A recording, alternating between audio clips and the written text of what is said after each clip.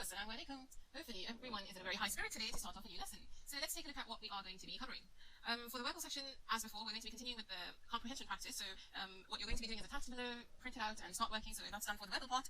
For the quantitative part, we're going to be taking a look at the quadrilaterals. Not a very deep topic, not a very tough topic. It's going to be light because we know the quadrilaterals already. It's just going to be mainly reviewing the concepts and obviously practicing questions based on them. So let's take a look. Quadrilaterals have four sides. So a quadrilateral is a four-sided figure. So for example, if I'm talking about a square, I need to say that it's a four-sided figure and all the sides are equal to each other. These tick marks mean that they are equal to each other. When it comes to a rectangle, it's sort of a stretched square. So basically the opposite sides are equal to each other. Again, a four-sided figure, quadrilateral. Then we've got a parallelogram, which is some sort of a tilted rectangle. So the top part is tilted to a side. Again, four-sided, but the opposite sides are parallel to each other, which is why it's referred to as a parallelogram. The few common things about quadrilaterals that we'd like to review is that all the angles of a quadrilateral, of any quadrilateral, as long as it has four sides, angles add up to give us how much? 360 degrees. So for a triangle, it was 180, and for a quadrilateral, it's 360 degrees. That's that. And then let's review the formula. The formula to calculate the area of the square is side times side. So basically this side times the other side, but because they both are equal, you could even go ahead and write it as side square. The area of a rectangle is the length times its width. So basically this long part times the height or width, however you want to call it. The parallelogram is supposed to be the base, which is this one over here, times the perpendicular height. So it's not the slanted height, We're looking at the perpendicular height. This one over here, it's supposed to be at 90 degrees to the base, not this one over here. That would be wrong. So it's the perpendicular height, That's it. And one more thing that I'd like to add into your vocabulary, because students don't usually know this one. Area of a square can also be computed if you use this formula over here. So basically, let's say that's my square. That's the square, and that's the diagonal. Let's say D1, and that's the other diagonal. Let's say D2. But both the diagonals in a square are equal to each other, which is why they said D square. So it's basically half times the length of the diagonal, this one over here, the diagonal times squared. So diagonal times itself. That's it. I think we have basic information to start off with our practices. Anything new that comes up, you can just jot it out on the side. Alright, let's take a look at the first question. As always, I encourage you to pause the video, try and attempt the answers yourself, and then come back to the workout. So what they're saying over here is what's the area of the shaded region. Like we had shaded region with triangles as well, right? So it's similar concept, but shape changed. So what's the area of the shaded region? If you can tell that the area of the shaded region is actually the big rectangle, and you're subtracting away from it the smaller rectangle. Makes sense? Because we're subtracting away from it this portion that's not shaded. So what I'm going to do is I would work out the area of the big triangle. So what was the area of the rectangle? My bad, rectangle. What was the area of the rectangle? Length times width of the big one minus length times width of the small one. So it's basically the big rectangle, take away the small rectangle. What's the length of the big rectangle? It's a 12 and the height is 8. 12 times 8 minus the length of the smallest rectangle is 8 times 6. So here I go, 8 times 6. Work that out, and that's 96. Take away a 48. You'd end up getting a 48 only. That's it. It wasn't difficult, I think. Let's take a look at the next one. They're saying, what's the area of the unshaded region? So what's the area of the unshaded region? This time they don't want the shaded region, the unshaded region. So what I understand is, if I work out the area of the entire rectangle, the shape is a rectangle, right? And take away that small strip from it, I'm going to get the area of the unshaded region, right? So let me take a look at the big rectangle. The length is 6 and the width is 4. I'll go 6 times 4 minus the length of the shaded part, which is 4 again, and the width, which is a 2. 4 times 2. That's an 8. That's a 24. When you subtract them, you will get a 16. So the area of the unshaded portion is 16. Next question. What's the area of the shaded region to the big square? Now, in this particular case, they haven't given us any values. What am I supposed to do then? When they don't give you any values, you try and split down the entire shape into same area shape. So if you take a look at this, I've got like 1, 2, 3, 4. Do you see 4 triangles? And then again, I'll split the entire thing into 4 triangles. 4 here, 4 here, 4 here. Right? Do you see the 4 triangles? Actually, how many triangles do I have in all together now? Count them. If you count them, 1, 2, 3, 4, 5, 6, 7, 8, 9, 10, 11, 12, 13, 14, 15, 16. I've got a total of 16. So the area of the shaded region to the big square is 16 triangles. And how many parts is shaded? Just one. Just one over here is shaded. So I go like, okay, the shaded region is 1 to 16. That's it. Next question, similar stuff, not really, because now this time they gave us some value, which is a 64. So let me see, what should I do? Well, to get the area, they're saying the area of ABCD is 64. What's the shaded region? So first of all, I would split this into 4 squares. Do you see the yellow squares? So I go like, okay, 64 divided by 4 to give me the area of 1 square, which is 16. That is the area of 1 square. Let's say this one over here. Okay, now I'm going to split it again into 4 squares. Here, take a look. 1, 2, 3, 4. So I split it again into 4 squares, right? So I divide by 4, and the answer that I end up getting is a 4. Again, 16 divided by 4 is a 4. Then, this is the area that I have left this one. I can split it again. Into 4 smaller squares. When I split it again into 4 smaller squares, I divide it again by 4, and that ends up giving me a 1. So that small square over there is 1. The area is 1. That's my answer. Next question. Compare between shaded area and the unshaded area. So we've got this figure on the right, and they're asking us to compare between the shaded and the unshaded area. Again, like before, what we want to do is split the entire figure into equal shaped triangles. Let's say another one, another one, another one, and another one, right? Makes sense? Now that everything is in triangles, I'm trying to count how many triangles are shaded. 1, 2, 3, 4, 5, 6, and 7. I have 2 triangles here, right? 6, 7, likewise, 8 and 9. Then I have 10 and 11. I've got to 12, 13, 14, 15. So 15 triangles are shaded. Then let me count the unshaded. That's 1, 2, 3, 4, 5, 6, 7, 8, 9, 10, 11, 12, 13, 14, 15, 16, 17. 17 portions are unshaded. So which one's greater? Looks like the unshaded area is greater than the shaded area. By the way, one thing you want to remember over here is that make sure the entire figure is split into exactly same portion sizes. So for example, I can't compare the entire square to a triangle, let's say. Okay, everything has to be the same. Equal sized triangles, in our case, question number 5. Let's move on to question number 6. Okay, now we're entering into perimeters, so we're done with the areas. Perimeter of anything is basically the entire outline. So when you're calculating the entire outline of any particular figure, you refer to it as the perimeter of the figure. What's the perimeter of the figure on the right? Well, easy, because I know this is a 7, I know this is a 5, I don't know what this is, and I know this is a 6, right? So I've got 7 plus 5 plus 6. How about this portion over here? Can I work it out somehow? Let's see. Would that be equal to that? They're both equal. Can you tell that this length is equal to this length over here? So that's a 5 centimeters. And then this length is equal to this length over here, which is a 6 centimeters. So I've got another 5 and another 6. Plus 5 plus 6. Now, the only two things left is this one here and this one over here. Now, let's see. If you break it down, like this portion and this portion, which is actually shifted to the right here, should add up to, it's basically this portion, which is the same thing as this one here, and this portion, which is the same thing as this one here. Yeah? They both add up to give me a 7. So whatever this and this are, whatever the length is individually, they both add up to give me a 7. So I have got another plus 7 into my workout, and then I add them all up, and that should give me the answer. That's 14, that's 12, and this is 10. 14 and 12, 26, so I'm getting a 36. Option C. Let's move on to the next question. Again, we're dealing with something with a perimeter question. The area of the figure is 144 centimeters square. What is its perimeter? The area of the figure is 144, and they're asking about the perimeter. If I want to find out the perimeter of something, I want to know the side length. I want to know how much is this equal to, so that I can add it all up, the number of times that I do have it here. How can I do that? Let's see. I have to make use of this number given to me over here. I have 144 is the area of the whole entire shape. I'm going to divide that into 1, 2, 3, 4, 5, 6, 7, 8, 9. I'm going to divide that into 9 squares, so that I get the area of one small square, okay? I don't know what 144 divided by 9 is. I'm going to split 144 into 12 times 12, because I know 12 square is a 144. Divided by 9, let me just rewrite that as 3 times 3, so that now it's easy for me to simplify. 3 times 1, 3 times 4. 3 times 1, 3 times 4, so it's 4 times 4. 16. 16 is the area of your square over here.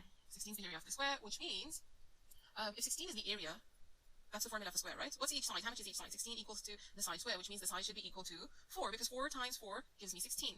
So now I know that this is equal to 4. Now that I know that each side is 4, I can very easily calculate the perimeter, because it's 4 plus 4 plus 4. How many times? How many times do we have plus 4 plus 4? Let's take a look. 1, 2, 3, 4, 5, 6, 7, 8, 9, 10, 11, 12. So I have 12 times, which is my perimeter. That's 48. So 48 is the perimeter of this shape over here. Clear? Remember, perimeter was the outline, so I'm not going to be concerned about these inner lines. They don't matter to me, because the only thing I'm interested in is the outline. Whatever's happening inside has nothing to do with the perimeter. Right, let's move on. Next question. Perimeter, again, a perimeter question. Perimeter of a rectangle is 48. Okay, let's draw it. Perimeter is 48. The rectangle is 2 centimeters longer than the square, so apparently there's a square over here as well.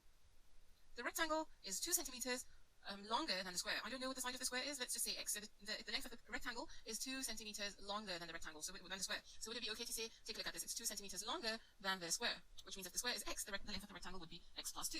And the width of the rectangle is 2 centimeters shorter than the width of the square. So square, we know all sides are equal, right? And the width they're saying is 2 centimeters shorter. So if this is an x, that would be minus 2. Actually, it doesn't matter, but let me just rewrite it as x plus 2 so that it's easier for you to understand. Now, the question is, what's the area of the square? What's the area of the square? So we've got a square and a rectangle. Whatever the length of the square is, the length of the rectangle is 2 centimeters longer, and the width is 2 centimeters shorter than the width of the square, right? Let's try and work it out now, where we want to get the area of the square. I have more information given about the rectangle, so I'm going to try and work at that. Remember, the perimeter was adding up all sides, so I'm going to add up all sides. Let's see here. I'm going to add up the length, x plus 2, with the width, x minus 2, with the length again, x plus 2, with the width again, x minus 2. Everything added up should give me the perimeter, which is 48. Let's add them up, x and x and x and x. So I've got 4 x's. 2 minus 2, they actually cancel out each other, and then I've got 2 minus 2, they cancel out each other. So 48 is equal to 4 times x. 4 times what gives me 48, by the way? 12, correct. So 4 times 12 gives me a 48. The value of x is 12. Now that I know the value of x is 12, the value of x is 12, what's the area? The area of the square is side times side. So we've got the side as 12. 12 times 12, 144. That's my answer. Right, let's move on to the next question.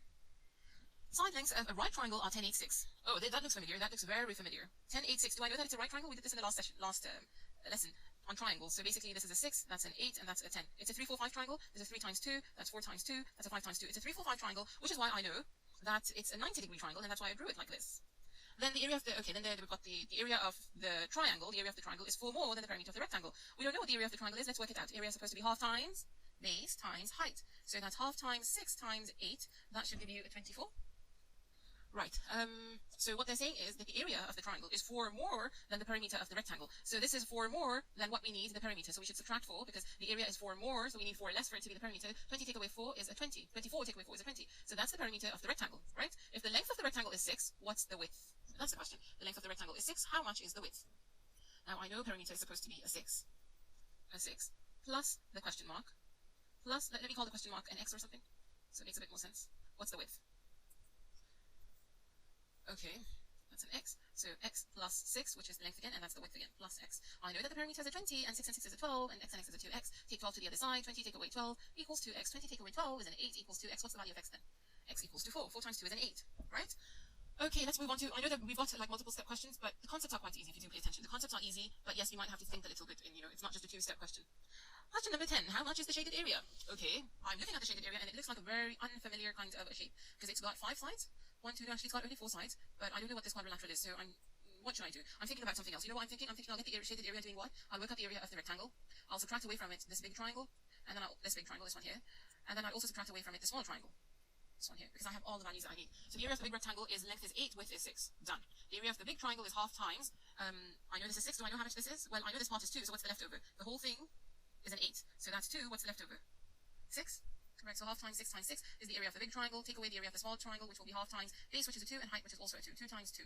Right? 8 times 6 is a 48. Minus 3 times 6 is 18, minus, that's a 2, so basically I'm left with a 28. So the area, the shaded area, did you see that I didn't have to calculate the shaded area? All I did was I calculated everything else and I subtracted them from the big thing, and so I got the shaded area. So it really depends on you how you want to find out the shaded area. Sometimes you work out the value of the shaded area itself, but if it's an unfamiliar figure, like for example in our case we didn't know what this is, how to calculate the area of it, we work the other way around.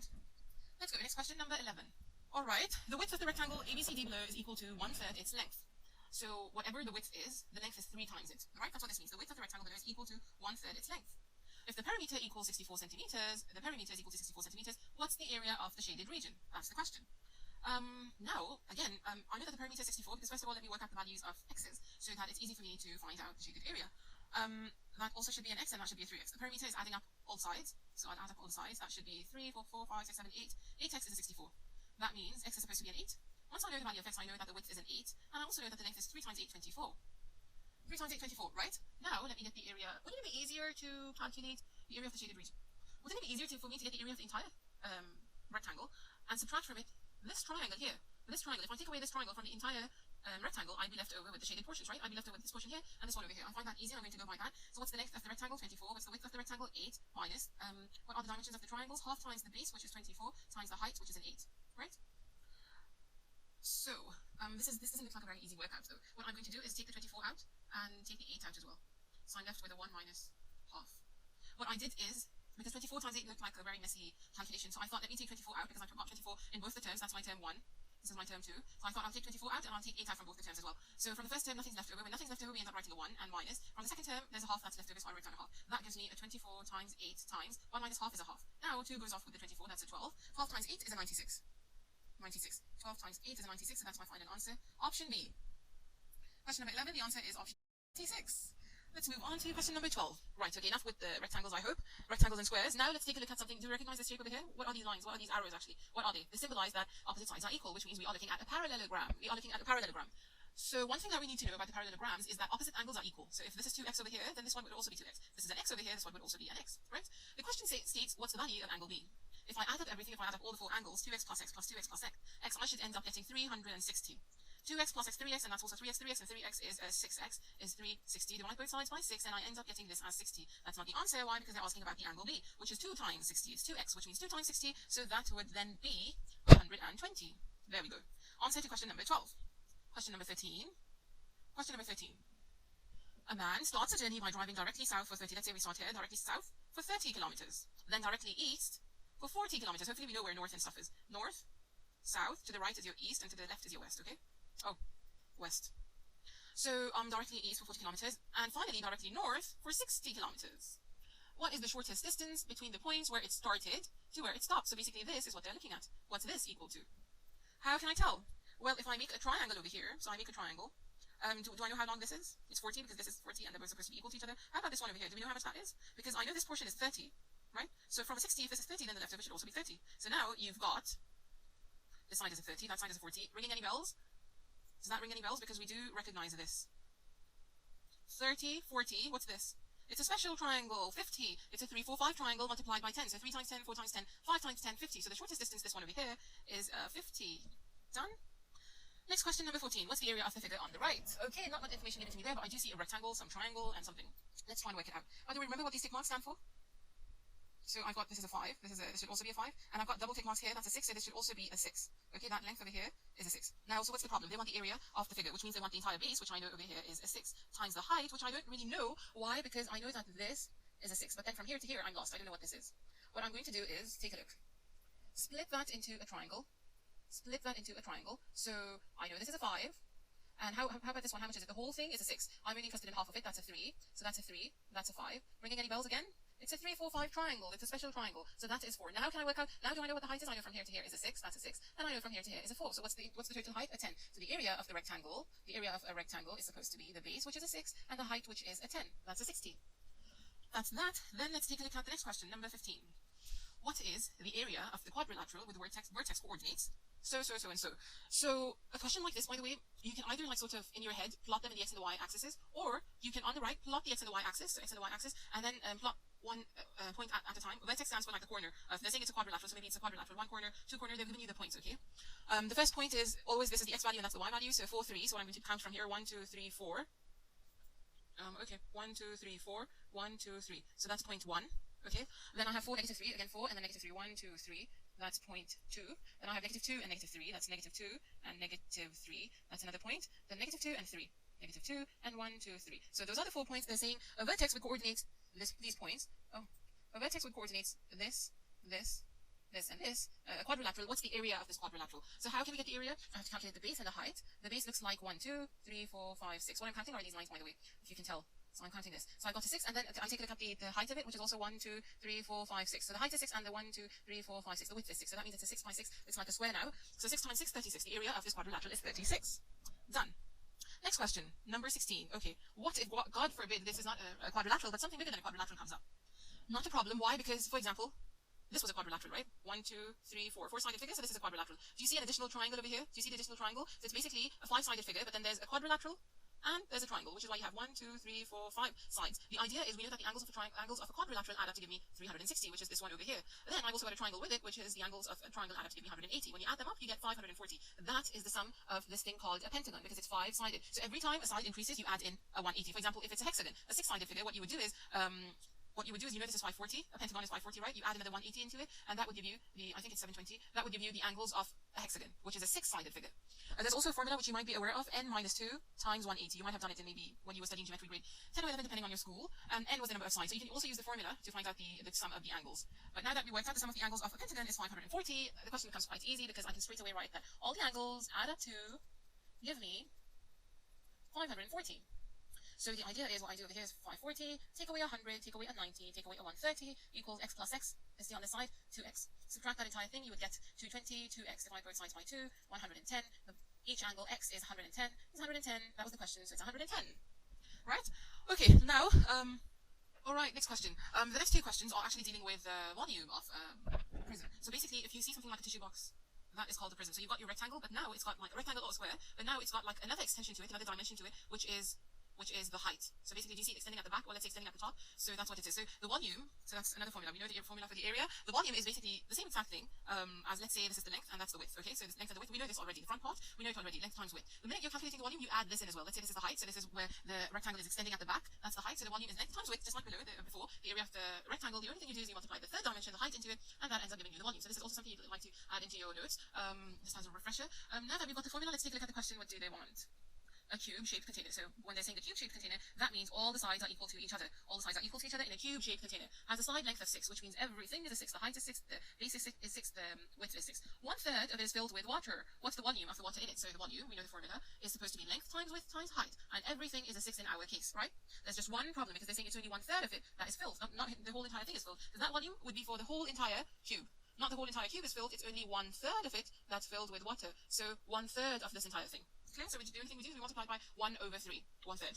Let's start simplifying. 3 times 1, 3 times 2. 2 times 6 is a 12. 6 times 12 is a 72. So 72 centimeter cube.